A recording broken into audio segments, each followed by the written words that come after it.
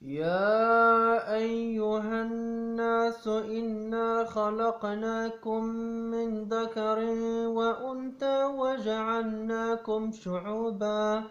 وجعلناكم شعوبا وقبائل لتعارفوا